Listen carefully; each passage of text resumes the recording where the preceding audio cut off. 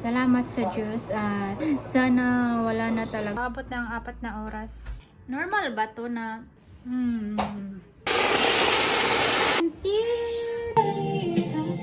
na lang ako sa tindahan ng Happy New Year! Hindi marunong yung asawa.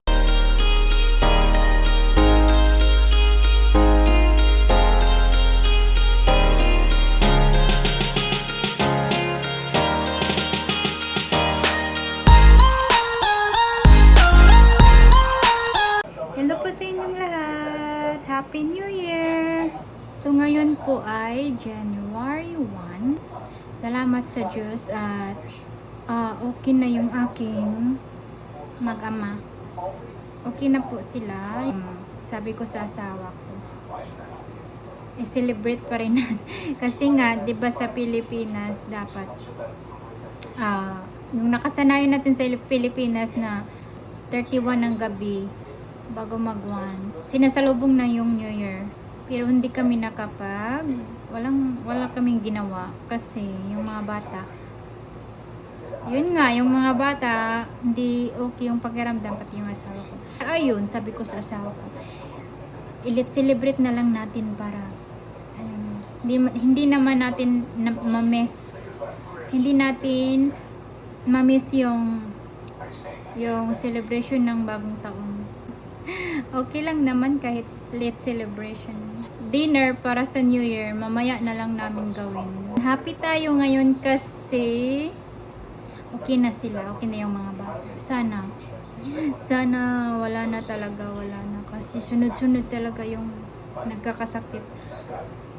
Tsaka ngayon talaga dito, marami talagang nagkakasakit, yung clinic, hospital, punong-puno talaga palagi.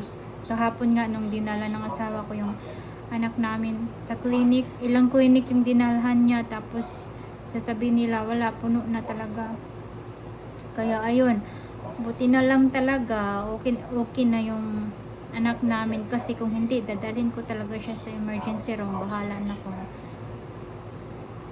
na kung puno, kung masama talaga yung pakiramdam, wala nang choice. Pero salamat sa Lord kasi okay na siya. Tapos na yung aming picture. So magluluto ako ngayon pork belly. Ito yung pork belly. Bali, yung total na oras na lutuin ito ay mga, wait baby, wait dyan, baby.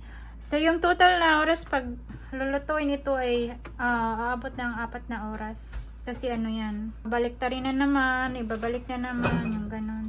Hanggang mag-crispy talaga to. Gagawa rin nga pala tayo ng salad, fruit salad na may buko. Tapos gagawa rin ako ng pansit at yung lumpia. Saka itong seafood. Magluluto din tayo ng seafood. So maghahalo na tayo ngayon ihahalo na natin ngayon yung ating salad. Fruit cocktail.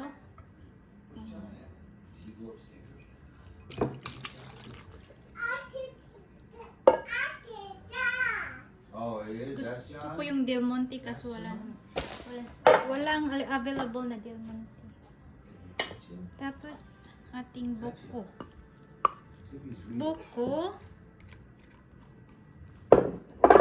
Yung ating kaong, ating nata di coco. Wala nga pala tayong pasas kasi naubusan kami. Hindi ko na pinupunta yung asawa ko sa grocery kasi baka pahawa na naman. Ang dami ngayon ditong nagkakasakit. Kung ano ba yung yung all-purpose cream, normal ba to na talagang siya, yung solid yung pagkaano niya, normal ba kaya to? Di pa naman siya expired. Yung table cream, hindi na ako maglalagay ng yung condensed milk kasi matamis na itong mga prutas. Matamis na kasi yung mga prutas kaya di ko nalalagyan ng condensed milk. Simpleng ano lang to. Simpleng buko salad. Kung ano lang yung meron sa sa pantry namin or sa fridge. Yun lang yung ginamit ko. Ganun talaga siguro kasi mga malamig dito kaya siguro to super solid yung pagka niya, pagka cream.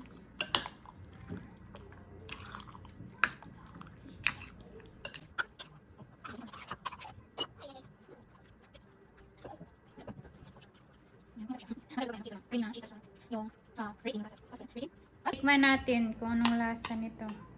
Walang cheese.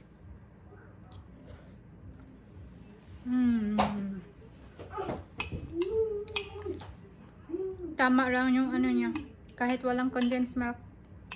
Kasi matamis naman talaga yung mga prutas. Maghihiwa lang tayo ng mga sangkap para sa ating pansit. Ito lang yung sangkap ko sa aking pansit kasi wala akong repolyo at carrots.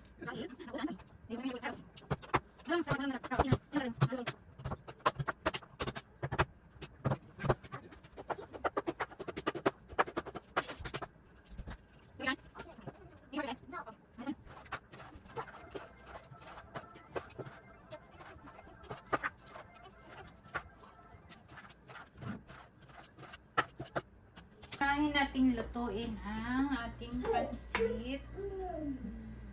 Maglagay tayo ng bawang. Sibuyas pala.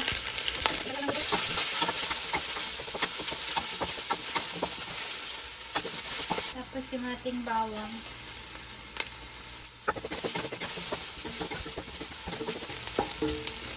Atin yung manok. Pinit ko na to.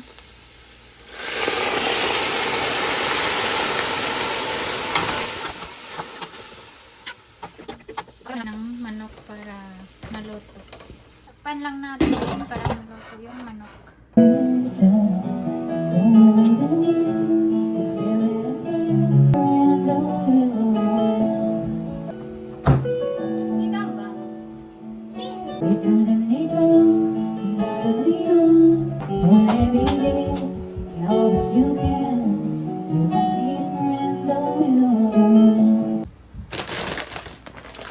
Okay na tong manok. Lalagay ko na tong pansit.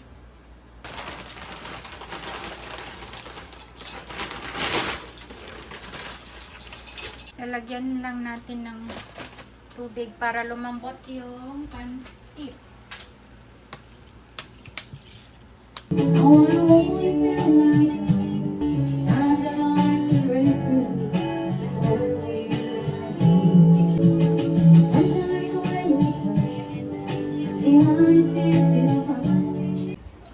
So, okay na itong ating pansit. Lilipat na natin. So, ito na ating pansit. Nakalimutan ko yung hipon. Ayan. Matigas pa. Nasa ice cube. Ito na lang muna yung lulutuin. Lumpia. Yung ating pork belly.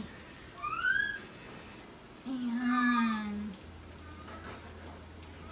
Tapos mamaya, anuhin ko naman yan. Babalik ta rin. Lumpia muna yung lutuin natin.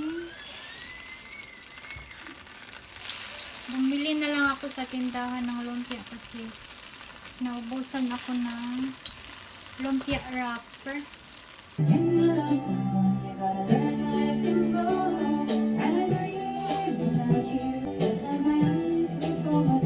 So ito na yung lumpia nating nagawa.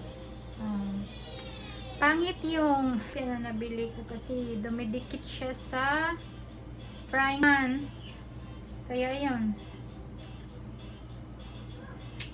Pero okay lang yan. Ating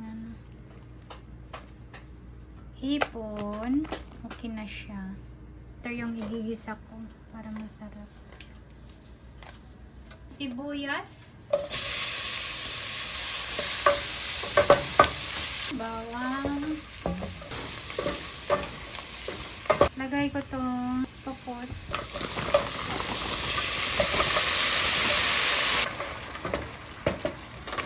Tapos ano siya, medyo matigas pa, kaya haluan ko lang siya ng 2 minuto or 1 minuto para maluto ng konti. Kunin lang natin yung pork belly para baliktarin. Kasi, okay na, pwede na siyang baliktarin.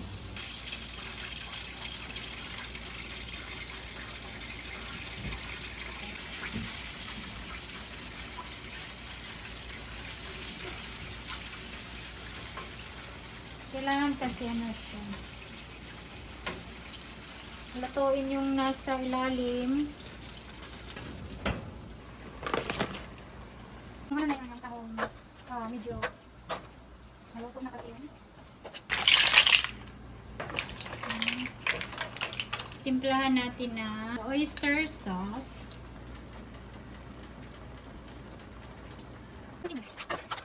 Sito na. Masarap na. Hindi lang yung patahok na seafood eh. Lagyan ko lang ng konting magic sarap. Hanggang sa maluto yung takpan lang natin.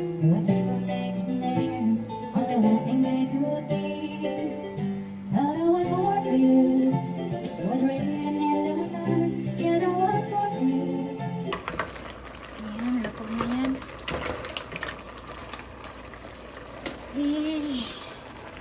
Ilipat na natin yan sa lagayan. Daming sabaw. Kaso luto naman. Hindi ko sana yung masabaw. So ito na yung ating seafood. Kanta muna ako. Ako lang yung ano dito. Kasi yung mag-ama ko andun sa taas. Iniiwas na yung mga bata kasi gusto pagkarga. Busy tayo sa pagluluto. Delikado dito sa kusina yung mga bata.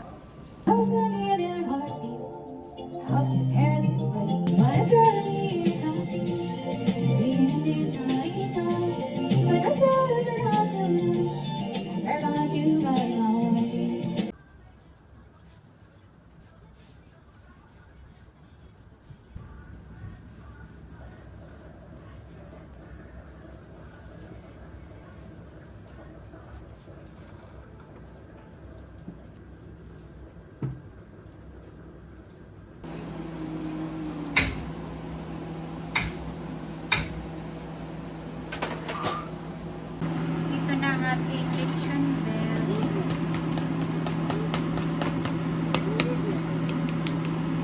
Special. Crispy.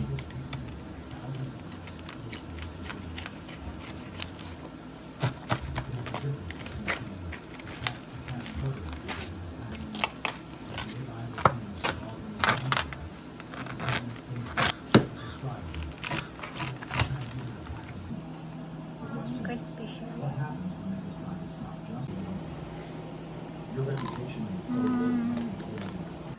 Hindi na ako ng bigas. Ito na lang, kamote na lang yung kakainin namin. Lumpia, pansit, lechon belly, saka hipon, salad, kainan na. Pa yung bata batuta, napagod. Napagod siya. Our boy is already sleeping. He's so tired.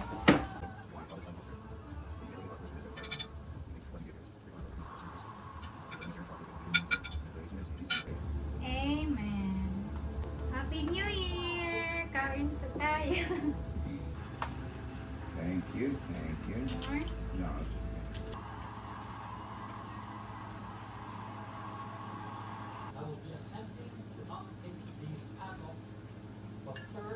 Diyan na eh. Hmm? Diyan na eh. yeah, probably. Kain po tayo.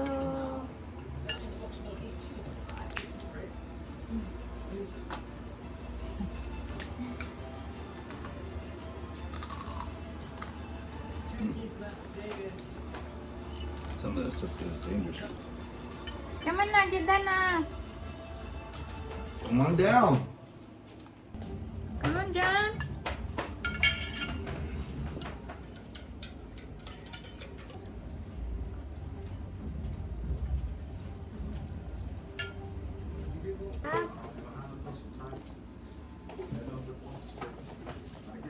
Hindi marunong yung asawa ko maghimay ng hipon.